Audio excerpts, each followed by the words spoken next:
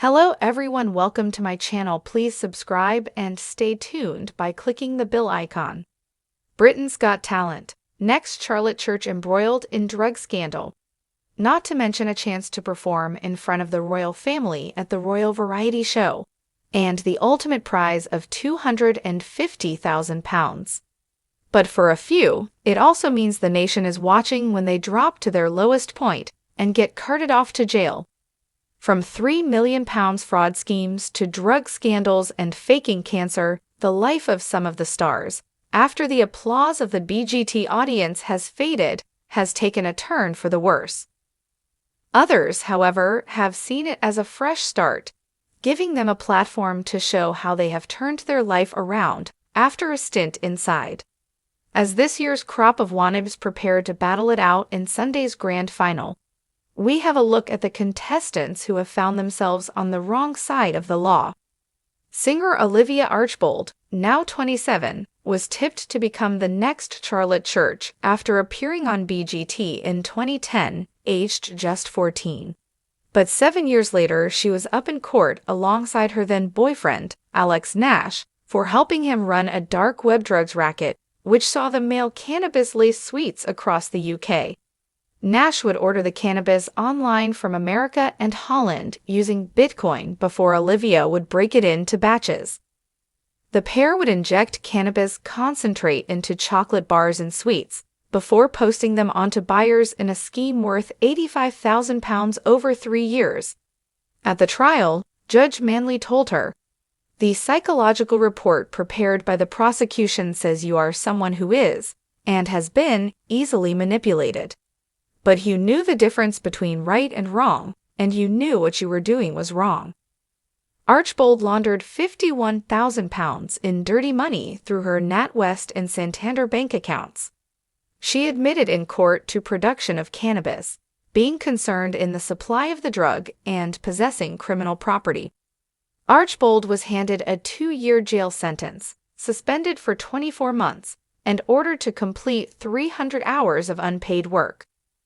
Liam Collins made it to the semi-finals in 2009 as one half of the comedy dance duo Faces of Disco. Instead of it being the start of a glittering career in showbiz, he was jailed a decade later for his part in a multi-million-pound Ponzi-style scam. He was sentenced to 21 months for the crime, which saw an 82-year-old man lose £50,000. The scheme came about after the student accommodation firm he ran with his cousin David Bone, now 42, collapsed, causing him to lose millions of pounds. The pair then set up a nearly identical company and claimed they had secured a £20 million business deal to get investors involved. They were accused of swindling 9 investors out of up to £50,000 each, which included 49-year-old Collins' own family members. Both men, who had already been declared bankrupt in 2012, admitted fraudulent trading at Newcastle Crown Court in 2019.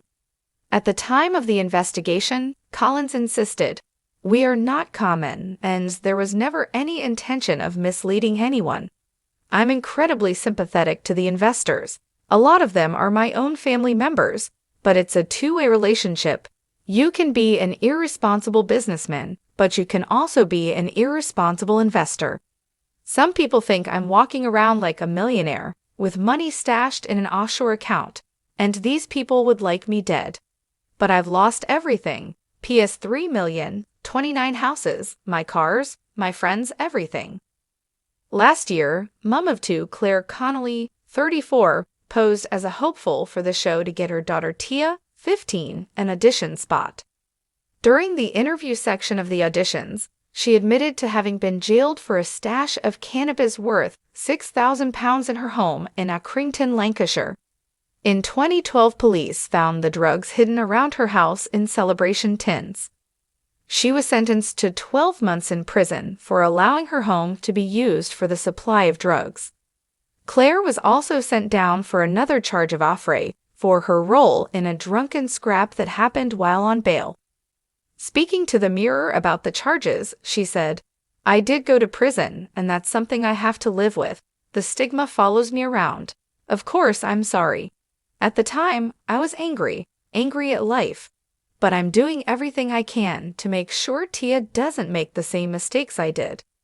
After Tia wowed judges with her rendition of Whitney Houston's I Didn't Know My Own Strength, she made it to the semifinals before being knocked out. Comedian Axel Blake, who won the show in 2022, spent time in kind of people, the wrong mentality. My mentality was poisoned. It eventually led to me going to prison when I was 18, 19. He told Listen Notes podcast, "The governor said to me, 'You will be back.' I will never forget. I thought, never, never, never. It changed me as a person, and it changed me for the better. It was very toxic in there. It's a horrible place to be."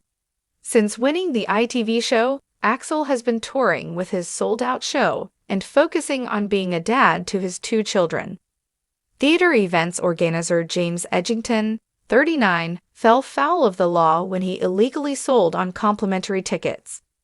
He had made the semifinals of BGT in 2010, duding with his father, Graham. He was found guilty of stealing £20,000 of public money from his workplace, Albert Hall's in Bolton, Greater Manchester. James' scheme was spotted when a fellow employee noticed that £737 was missing from a float. It turned out that he had accessed the safe 7 times to steal the money and faked invoices to producers for £16,539. He had also made £2,485 by illegally selling 71 tickets that were supposed to be complimentary for Sir Ian McKellen's show at the venue in 2019. James had nicked the money to prop up his Bolton Pride charity, which had been backed by Sir Ian and Coronation Street's Anthony Cotton.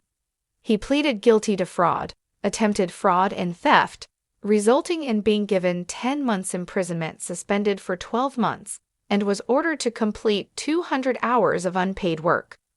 Comedian Nabil Abdelrashid, 38, bagged Alicia Dixon's Golden Buzzer in 2020 for his hilarious gags. It was a world away from his life in 2005 when he was sentenced to 3 years in prison for drug offenses. He only ended up serving half the sentence because of his good behavior and walked away from a life on the wrong side of the law. Nabil, who has helped raise over $2 million for charity as part of a charity comedy tour, said, "I found myself in the wrong crowd. I was still quite young, much younger than the people I was around, and what I thought was friendship was really me being pushed to do stuff that I didn't want and shouldn't do, and I ended up making mistakes that sent me to prison. It was a controlled substance charge. I had some stuff on me that I shouldn't have had. I was naive at the time and also isolated. I was in a bad place, and that's the case for a lot of young people today." Since appearing on BGT, Nabil has been a regular presence on TV, and this year he voiced characters for Disney's Iwaju. Opera singer Christopher Stone wowed judges and audiences in 2010 with his singing voice, landing a place in the final. After his initial audition, Amanda Holden said, "Christopher could lead any show in the West End or in the world." Instead of finding fame in the world of theater, Stone went on to be probed by police and lie about having cancer in 2017. He was being investigated for £280,000 by the tax man when he fibbed that he couldn't meet investigators because he was going to the USA for cancer treatment. AIM Revenue and Customs officers checked this claim with the U.S. Embassy. They discovered his deception. Paul Barton, Assistant Director of Fraud Investigations at HMRC, said, "This was a despicable attempt to avoid justice by a crook desperate to save his own skin." Stone had registered a fake horse trading firm, claiming he had spent £1.4 million on horses, riding equipment and vet bills to generate VAT repayments for oddly based Esset Equestrian. His 3-year fraud was uncovered when checks with Stone's alleged suppliers revealed invoices were faked. Investigators concluded the entire business was made up in order to steal VAT.